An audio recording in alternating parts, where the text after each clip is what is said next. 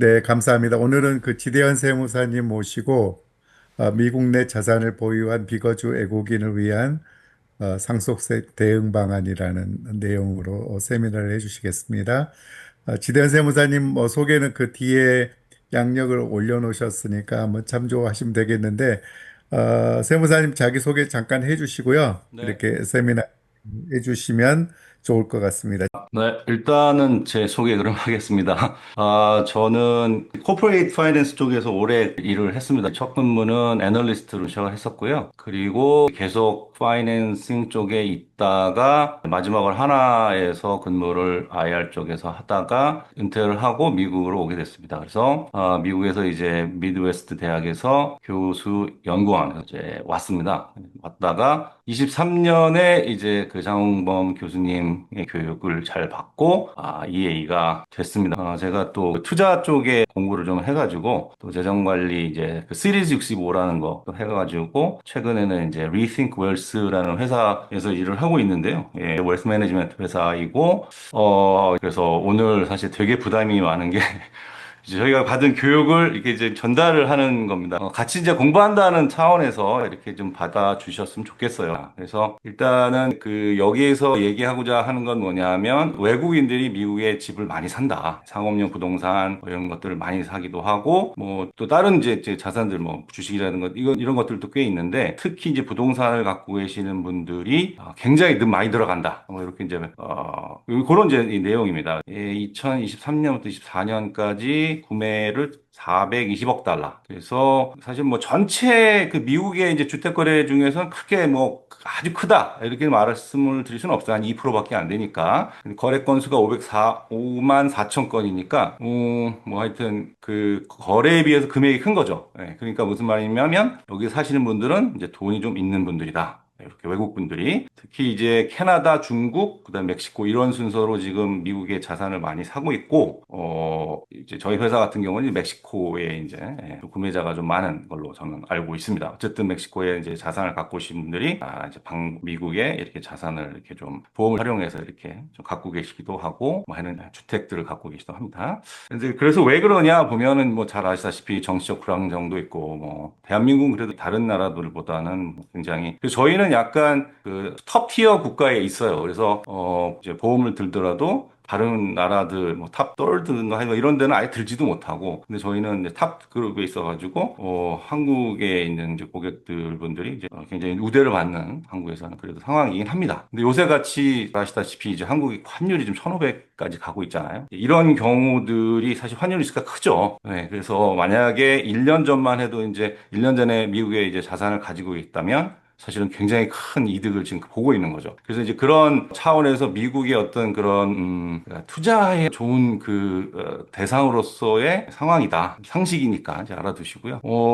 그리고 페카가 뭔지 이런 것도 잘 모르시는 분 많아요. 저 같은 경우는 지금 페카 계속 제 걸 보고 하고 있거든요. 한국에 제가 뭐 은행 계좌 이런 것들이 있기 때문에 계속 보고를 해야 되고 그런 것들이 굉장히 리스크죠. 저한테도 그 굉장히 놓치면 이제 문제가 되기도 하고 하니까 그리고 이제 요런 게 이제 의미가 있지 않을까 하는 게 이제 뭐 파이포하고 라이포 이런 개념들이 세무에 미치는 영향들이 꽤 있어요. 특히 이제 주식을 좀 하시는 분들한테는 이런 부분이 의미가 있을 수 있습니다. 일반적으로는 주식이나 ETF나 부동산, 일반든 자산, 우리가 아는 모든 자산은 파이포로 계산을 하게 돼 있어요. 그래서 아마 그 IRS에서는 라이포는 일단 안 되는 걸로 제가 알고 있고요. 기본적으로 무조건 파이포입니다. 그러다 보니까 자산을 매각하면 오래된 것부터 자산을 매각해 세금이 높을 수밖에 없어요. 그렇게 되고 근데 이제 주식 같은 경우는 이제 Specific Identification이라는 룰이 좀 있어가지고 라이프를 흉내를 좀 낼 수가 있습니다. 그래서 이거는 어떻게 보면 고객분들이 뭐 이렇게 약간 뭐 참고로 하라 이런 식으로 좀 알려줄 수도 있는 건데 뭐냐 하면 이제 여기 보시면 매도 전에 이제 이 LOT를 지정을 합니다. 그래서 이제 내가 이 날짜를 요 날짜 주식을 판다라고 판매 전에 이렇게 주식 여기 보시면 매도 버튼 누르기 전에 그거를 명시를 하게 되면 이제 라이프의 기능을 할 수 있도록은 해놨어요. 그래서 그거는 이제 활용을 하시면 뭐 나쁘지 않지 않을까 하는 생각이 들고요. 그렇죠. 근데 하여튼 일반 자산은 일반적으로 다 라이프로 돼 있고요. 대법하고 생명보험은 미국에서 그 뭐랄까 전략적 차원으로 세금을 뭐랄까 좀 안 내게 구조를 해줬어요. 제가 생각할 때는 제가 생각할 때 이건 진짜 그 뇌피셜인데 아무래도 이제 그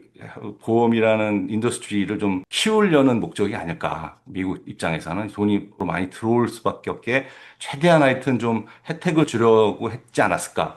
그래서 보험 같은 경우에는 원금하고 거기서 일어나는 이자의 계좌를 따로 분리해서 봐요. 그래서 무슨 말씀이냐면 파이포예요. 파이포인데 원금에서 빠져나가는 거예요. 다 원금에서 빠져나가게 하기 때문에 전혀 인트레스트 게인이 없는 거죠. 그리고 인트레스트는 맨 마지막에 이제 그거를 이게 원금이 다 빠져 나간 후에 이제 또 인출을 할 수가 돼요. 그러니까 내가 만약에 이제 캐시를 이제 캐시 밸류라고 하잖아요. 생명보험 같은 경우는 캐시 밸류가 이렇게 이제 필요하다. 이제 어쩔 수 없이 뭐 이런 상황이 생기잖아요. 위드로를 해야 되고 뭐 이런 상황들이 생깁니다. 그러면은 옛날 거부터 쭉쭉 빠지는데 세금을 안 내는 구조를 해놨어요. 그러니까 그야말로 혜택을 준 거죠.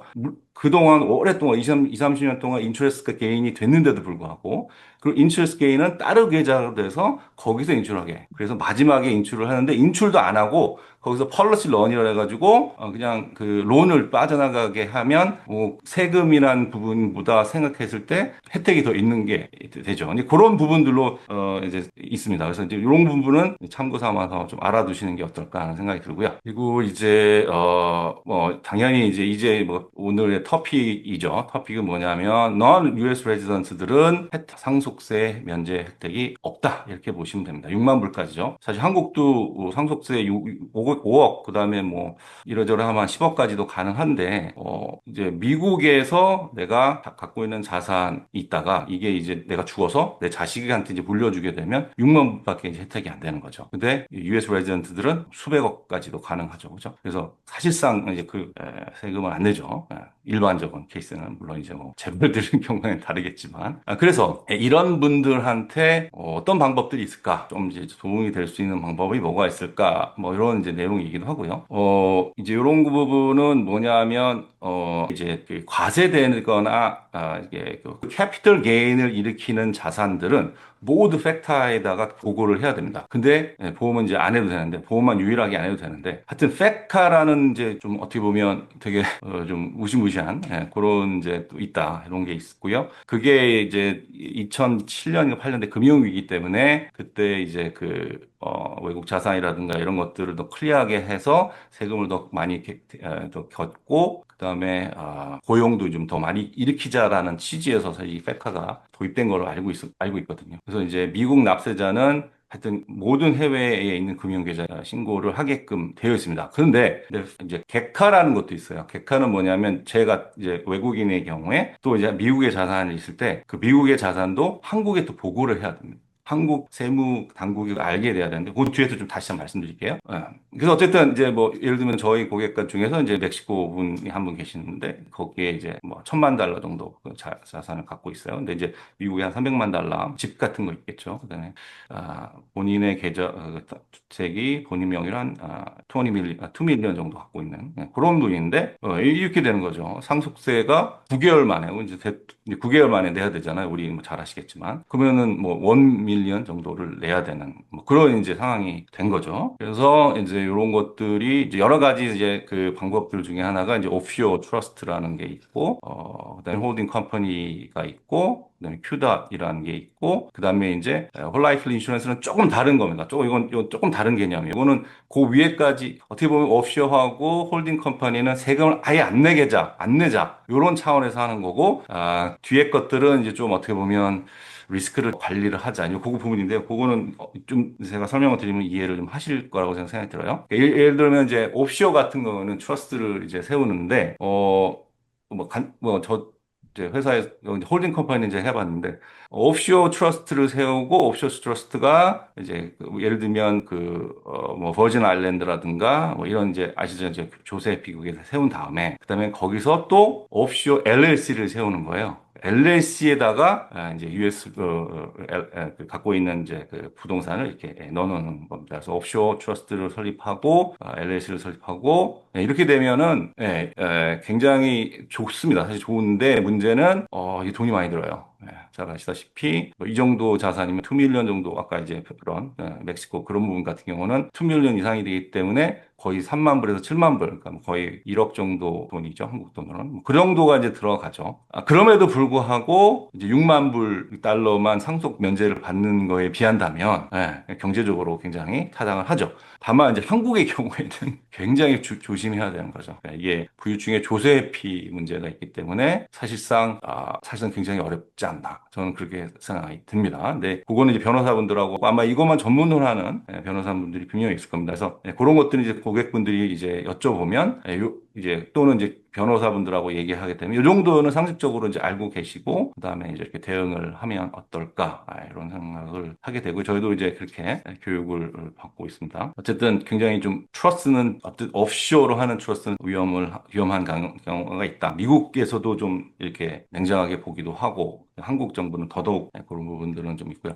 그리고 이제 그 다음에 이제 옵션이 뭐냐, 이제 홀딩 컴퍼니 세우는 건데요. 저도 이제 싱가포르에도 홀딩 컴퍼니 세워가지고 회사 자금을 이렇게 해서 거기서 이제 컨트롤하는 방법으로 해서 과거에 이제 회사에서 있을 때 거기 인버브해서 그것도 이제 뭐 공시라든가 여러 가지 복잡한 문제가 있긴 한데 하여튼 했던 경험이 있어요. 근데 되게 쉬워요. 사실 트러스트에 비해서면 홀딩 컴퍼니가 이제 쉬운 건 사실이에요. 그래서 이거는 이제 해외 법인을 이제 케이만이라든가 버진 아일랜드에 세우고, 근데 요새의 트렌드는 이제 싱가포르에 세우는 거로 알고 있습니다. 싱가포르가 이제 되게 좀 그런 금융에 대해서 굉장히 우호적이기 때문에 한국에 대해서 한국이나 이제 홍콩이나 이런 자금들에 대해서 거기다 세워서 거기서 미국 LLC를 세웁니다. 해외 법인에서 100% 출자를 해가지고 미국 LLC를 설립한 다음에 그 미국 LLC가 미국 부동산을 세우는 이런 이제 구조입니다. 그래서 부모는 미국 자산이 아니라 이제 외국계 싱가포르면 싱가포르, 케이먼 케이먼, 브리티시 아일랜드 브리티시 거기만 이제 가지고 있는 그런 구조죠. 그래서 트러스트보다 구조가 복잡하고 제가 알기로도 비용도 뭐 트러스트 세우는 것보다 10분의 1밖에 안 되는 걸로 좀 알고 있습니다. 자, 근데 이제 문제가 있죠. 두 가지 좀 이제 비교해 보면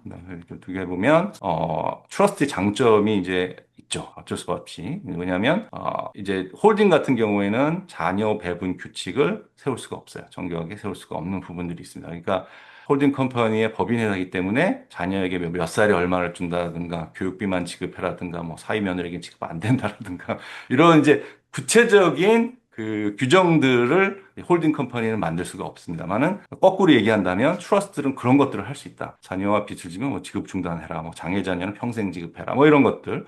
이런 가족 규칙을 설정을 할 수가 있습니다. 그리고 트러스트의 경우에는 이 트러스트와 나와 이제 분리된 주체라서 나중에 이제 소송이라든가 채권이 생기든가 뱅크럽이 된다든가 이럴 때는 자산을 보호가 쉽습니다. 트러스트는 사실상 내게 아닌 걸로 간주가 돼가지고 근데 홀딩 컴퍼니 경우에는 주주기 때문에 미국 법원이나 본국 법원이 강제로 그걸 압류할 수도 있는 소송 보호 효력이 트러스트보다는 떨어지는 그런 이제 일반 가격이 차이가 있으니까요. 뭐 뭐든지 그렇지 않겠습니까?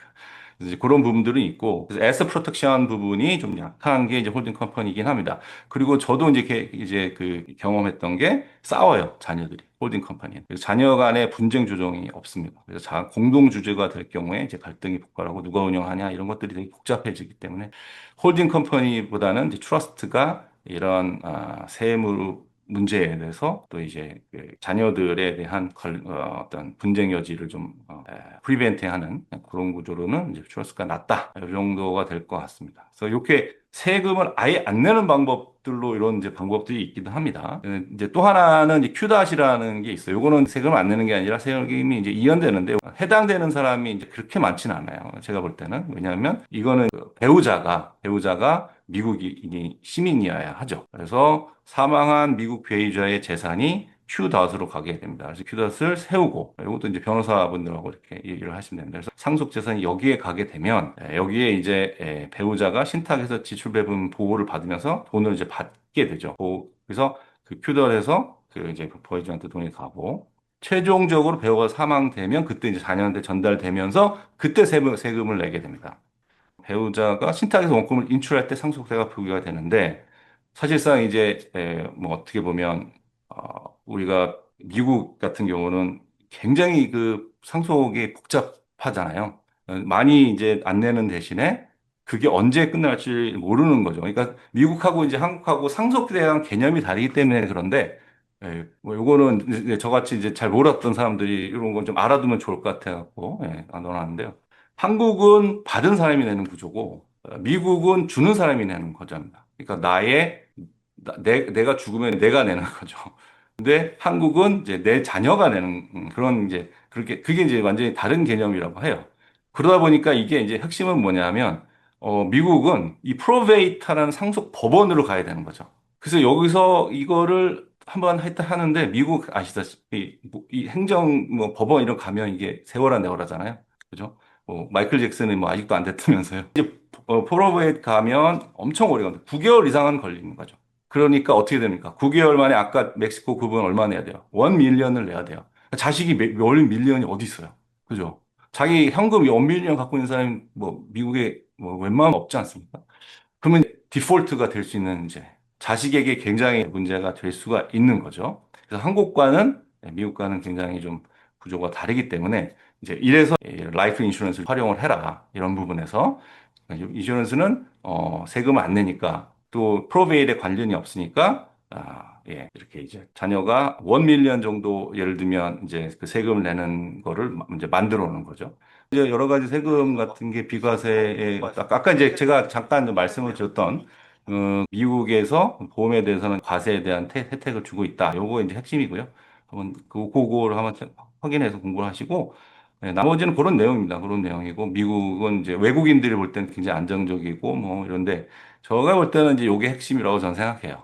페카, 게카, CRS 이 부분에 대한 쉽게 얘기하면 우호적이라고 여기서 이제 뭐 굉장히 좀 이렇게 마일드하게 저희가 썼지만 미국의 자산을 갖고 있는데 다른 자산, 1099에 관련된 인트레스트라든가 디비던 이런 거와는 다르게 사실상 안 해도 되는 그런 이제 혜택이 있기 때문에 그렇게 하다 보니까 이제 외국에서 요거를 활용을 해서 이제 자기의 자산을 그냥 갖고 있는 경우도 있고 아니면 아까도 말씀드렸듯이 자산을 갖고 있는데 이제 세금 문제가 생기니까 그걸 해결하기 위해서 이제 듣는 경우도 있고 일단 알시면 될 것 같고요. 그래서 뭐 CRS는 이제 쉽게 얘기하면 각하에서 이제 커먼 리포팅 스탠다드 해가지고 외국인 학원에서 예를 들면 미국에 이제 자산을 갖고 있거나 은행 계좌를 갖고 있거나 이러면 거기서 이렇게 다 쉐어를 해서 한국에 이제 세무당국이 알 수 있게 그렇게 해야 됩니다. 그죠? 이제 한국에 있는 이제 그런 분들, 그런 분들한테는 이게 어떻게 보면 좀 민감한 이슈가 될 수 있으니까요. 어쨌든 자산이 미국에 가 있을 경우에 돈이 미국에 있거나 이럴 경우에는 그런데 이제 보험 같은 경우는 거기서 이제 리포팅의 대상은 아니다. 그런 거를 이제 말씀드리는 겁니다. 네. 근데 이제 보험 들기가 쉽지는 않아요. 사실상 말씀드리면 이제 은행을 계좌를 열어야 되는 뭐 그런 부분들이 있습니다. 중요한 거 하여튼 은행 계좌를 열어야 되는 겁니다. 그래서 은행 계좌 열 때 보니까 뱅크 오브 호프라는 그런 은행이 있더라고요. 근데 여기에 한국에서도 온라인 계좌가 가능하다. 뭐 이런 그래서 유튜브 이 채널도 한번 참고를 하시고요. 지금 일반적으로는 미국에 와서 만드셔야 되고 SSN 그러니까 소셜 스킬이 없어도 IT 하나로는 만들 수 있다. 한국에 있을 때 만들어서 올 수도 있다. 지금은 HSBC 같은 경우도 이제 좀 그런 거를 좀 해주는 것 같고요. 한국에 이제 최근에나 뱅크 오브 호프에서 그런 서비스를 하고 있는 것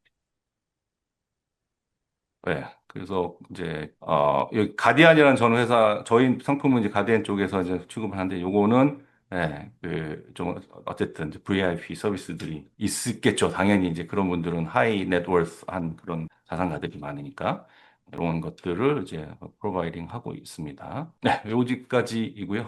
혹시 이제 질문이 있으시면 제가 해주시면 되겠습니다. 감사합니다. 거기에 그 client must have US financial nexus라는 뜻이 뭡니까 이게? financial nexus가 미국에 있어야 된다는 거 아니에요? 네네. 그래서 그게 이제 은행 계좌다. 이렇게 보시면 됩니다. 그러니까 인스트루먼트란 뜻이잖아요. 넥서스가. 네. 그래서 은행 계좌로 생각하시면 됩니다. 한 가지 말씀드리면 보험 가입할 때 생명보험 가입할 때 네. 건강에 대한 그 히스토리도 체크하거든요. 근데 맞습니다. 이분이 네. 한국에 있고 미국에 병원을 다닌 기록이 없으면 아마 어떨지 모르겠네요. 그래서 그런 부분 때문에 이제 오자마자, 이제 뭐 유린인가요? 검사 빠르게 해서 하여튼 이렇게 그거를 일단 여기서 이제, 예, 좀 구체적으로, 예, 가디안에서 이런 것들, 예, 해준다라는 거죠. 그래서 그거는 이제 구체적으로 들어오면 그런 문제들을 이제 이 컨시리지에서 다 이렇게 좀, 예, 예, 대응을 해줍니다. 예. 근데 하여튼 들어오셔서 건강검진 받으셔야 됩니다. 맞습니다. 근데 까다롭지는 않은 것 같아요. 그리고 보험료도 좀 외국인들한테 좀 싼 것 같고. 지금 취급하는 상품이 그러면 홀라이프 상품이라고 봐야 되나요?